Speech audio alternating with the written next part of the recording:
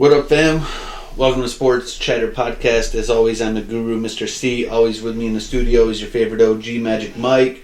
Magic Mike, what up, dude? What's up, man? As we get bagged by Donnie for the second straight show, man. Consistency is key. Shout out to my boy Don picking up extra shifts, trying to make some gas money in this economy. Today's show is jam-packed, featuring our rankings of the top 10 wide receivers and tight ends in fantasy, at least what our predictions are going to be. Last week we ran through the top 10 running backs, quarterbacks, which we were both in agreement that it would be Josh Allen and Jonathan Taylor. But yeah, man. Got to get to the news real quick, and then we'll jump right into those rankings as fantasy football season is starting between dynasty leagues and people doing draft prep, all that good other bullshit, partying like it's 1999. In NBA news, Boston Celtics blow out Miami for the second time in the series. Boston ties up the series at 2-2 as it goes back to South Beach. Celtics led by Jason Tatum, 31 points on 50% shooting. Celtics actually got a lot of calls in that game last night. They went to the free throw line 38 times compared to Miami's 14. So I'm not trying to say that the refs were in our favor, but I am saying that we did get some calls. I'm going to say that definitely changes when we go back to South Beach, though. Game 5 is, like, in my opinion, it's whoever wins Game 5 wins the series. True or false? I don't think so. I mean, Celtics have to decide what team's going to show up. Facts. This friggin' win a game, lose a game is starting to get a little friggin' dicey. Yeah, 100%. Who wins Game 5? I'm going to say Boston. I got a funny feeling that Time Lord's going to be out because he wasn't moving too good last night. Yeah, I know. I saw that too. And it seems like when he's in, we win, and when he's out, we lose. Like, that's the theme. And we really didn't need Smart last night for defense because we held them to 82 points. Granted, they couldn't hit the broadside of a barn. Right. Was it 18-1? Was the score at one time? Yeah. I mean, we came out like guns blazing. And then again, Miami couldn't hit a shot. And some of the shots they were getting were like that's decent the thing, looks. though. But you notice, though, like, all throughout this series is like, at the beginning of each game, like one team or the other went on a big run. It was like each game, it's like one team's up by 20 in the first quarter. It's like the team, whoever wins the first quarter wins the game. Although I will say this, the one thing I'm actually impressed about with the Celtics, if you think back 2 years ago when we played Miami in the bubble, we still had the better team because we still had like leads going in the third quarter. And Miami just kept coming back, and that's why they ended up beating us in that series. But we had a couple of games where we were up like double digits, 16 to 25 points, and like Miami would come back and beat us. So the fact that we're at least closing Miami out this time around, like, is impressive. But in my opinion, if I'm the Celtics, like, I really want Rob Williams to go, even in a limited capacity. And if we can get Marcus Smart back and Jason Tatum can have a consistent 2 games in a row. Like, I'm thinking whoever wins Game 5 wins it all. But I'm gonna say Celtics will win Game 5, and then I just don't want to go to 7 games. I don't want to go back to South Beach after tomorrow. So especially if the Warriors close it out tonight, they'll have a long wait. I think the Warriors will close it out tonight. I think they're gonna sweep it. I think this, like, Luka, he's getting 2 40-point games in a row, and they're still losing. It'll be a nice rest for the Warriors to get healthy. Oh, yeah. Yeah, the Warriors just look sharp, man. They look to close out Dallas tonight. I'm saying that they do it. I think they're going to sweep it.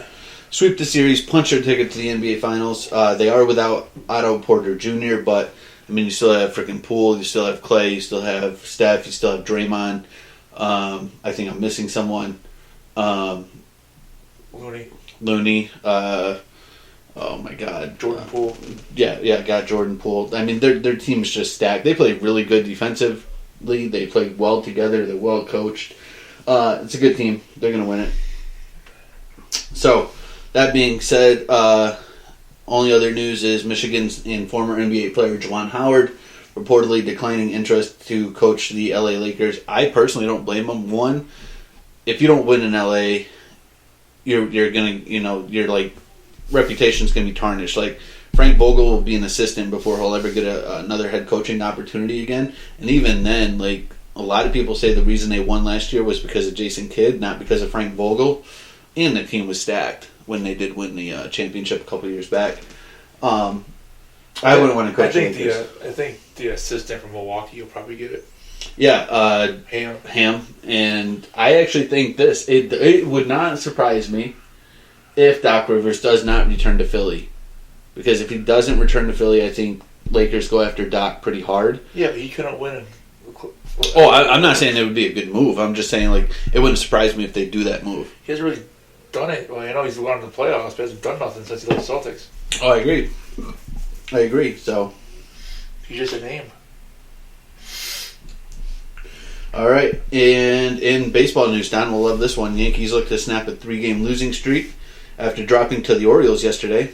5-5 in their last 10, and meanwhile, as I say that, the Red Sox look to continue their climb, bringing a 5-game winning streak into Chi-Town, taking on the White Sox. It's going to be Nick Pivetta against 4-1 Dylan Cease. So, in your opinion, right now, are the Red Sox playing their best baseball? Can it be sustained? And is it time to worry in New York? Red Sox, I'm worried about the Red Sox bullpen. Yeah, I'm worried about the Red Sox roster. Like, fuck. I mean, the bullpen is what scares me. I mean, I just saw before we went on air. I just saw that Chapman's on the injured list. Yeah, I actually have that note. His Achilles was negative. Dawson's on the virus list, but then he's just suspended for a game when he comes back. I got that note too. I think that first of all, I think the guy's getting off scot-free. Like, one game. I mean, I'm surprised people aren't like protesting and rioting and that shit. You think the Red Sox can sustain this as they look to climb into third place, 2.5 games out? No. I think they're playing great baseball. I believe in Alex. Scares me. I get that, but as long as the Yankees keep losing, I don't really care. If Red Sox aren't going to have a good season, it don't matter to me as long as the Yankees don't have a good season. But if the Yankees have a good season and we suck dick, I'm going to be rip shit. You'll never hear the end of it from Don. I know. Don will fucking be, oh yeah, but my boy Jose Trevino, fucking crushing it. Fucking A. Hottest teams in baseball: Minnesota, 8-2 in their last 10. Red Sox the same. Padres the same. Which of those three teams would you say is the best shot? Padres. Agreed. They're doing it without Tatis. Yo, I'll keep that shit short and sweet. Padres are for real. Padres are going to be good. They got good pitching. They got good bats. Freaking hiring Melvin from the A's was a smart move. Yeah. I mean, it's a high market. Just think what they're going to do when Tatis comes back. Smash it. NHL news: Lightning advanced to the conference finals for the third consecutive year. Fuck them, beating the regular season's best Florida Panthers. Connor David continues to elevate his game by putting Edmonton one game closer to closing out Calgary. Carolina leading the Rangers. That game 4 is tonight. I got the Rangers winning that. I got a good bet on that game. Yeah. So as long as the Rangers score 3 goals or more, I'm in good shape. But I need them to also win. They got to score 3 and get a win. So if they do that, I'm in good shape. They don't do that, I will never fucking root for them again. And your Colorado Avalanche go up 3-1 on Kadri's hat trick, who then got some death threats from the St. Louis Blues fans. So that goes from like you're having a really, really good night to what the fuck just happened. So I tell you, man, they're my pick to win it all. I know, man, but St. Louis fans are salty as fuck. Yeah. Like, yo, you guys got one a couple of years back. Relax. Like, damn, prisons changed their fans. I'm telling you. And in NFL news, we got a woman that's suing Deshaun Watson, calling his new contract a big screw you. I don't disagree. Regardless if he's innocent or guilty, which I'm not. I don't work judicial shit for a reason. That's why I talk sports and I work retail. I would say this. It kind of just basically said like the Browns do not give a shit regardless. In my opinion, if you have 22 women coming after you, there's some kind of truth behind it. Like you didn't just not do anything. Yeah. 22 women don't wake up one morning and just say, today I want to accuse Deshaun Watson of sexual assault. So there's some kind of truth behind it. He's getting away scot-free. It is a big fuck you. I think he's going to get... It won't surprise me if he gets like 8-game suspension, misses half the year. Probably will appeal it, drop it down to 6. But you see his salary for this year, though? Oh, yeah. No. $1 million. How much? $1 million. Yeah, fuck him. Because they knew he wasn't probably going to play most of the season, so his real contract won't start till next year. Dude, they got to get rid of Baker. I could be wrong on the $1 million. It could be less or more, but it's not. It's not crazy. Money, the real money don't start till next year. Yeah. Well, I mean, he's going to be a good future quarterback for them. It's just a matter of what that suspension looks like. I read this report today, Carolina believing Sam Darnold could be one of the best quarterbacks in the NFL. I don't know who reported that out of that organization, but it's clear that Carolina Panthers do not believe in mandatory drug tests for their employees. That's like the Giants saying Daniel Jones is going to be one of the best quarterbacks in the NFL. Dude, that's like saying the dog died, but we should keep it.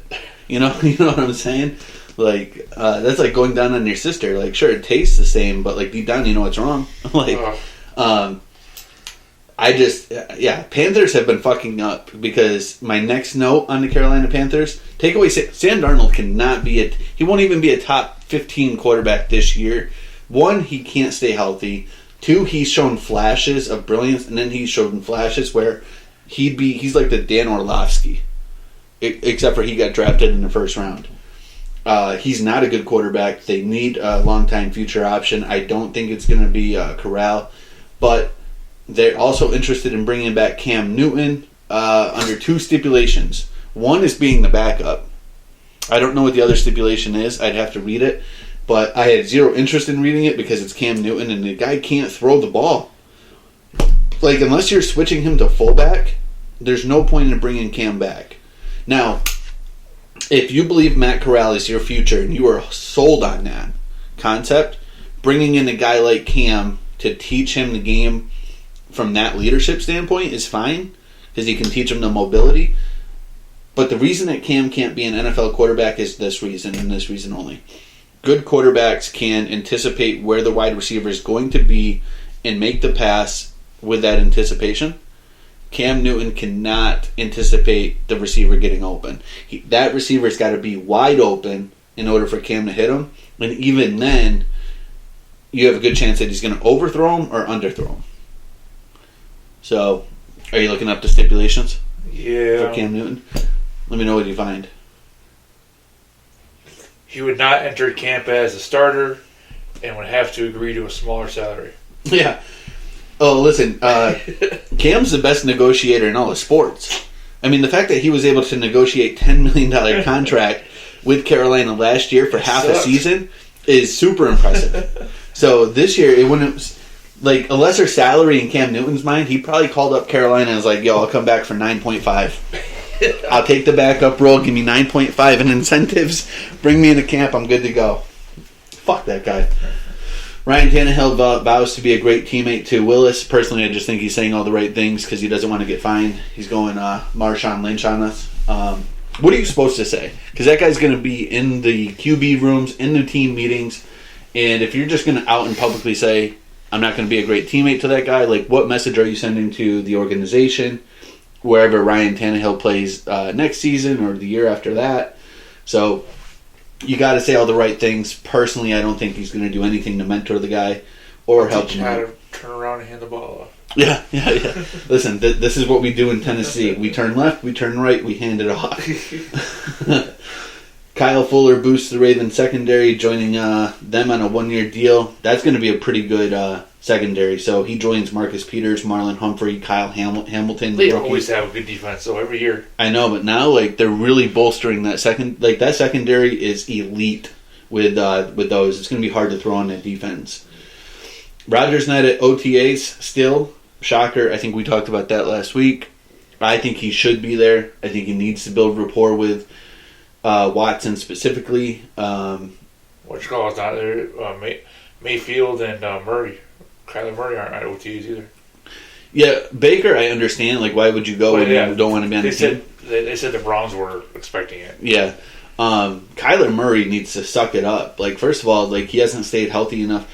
In my opinion, he's a good quarterback. I think him demanding the amount of money he's demanding right now is bullshit. Yeah. I think he's high off his rocker. I think he's hitting that booger sugar and he's hitting it often. So I'd pay Lamar before I pay him. I would agree with that.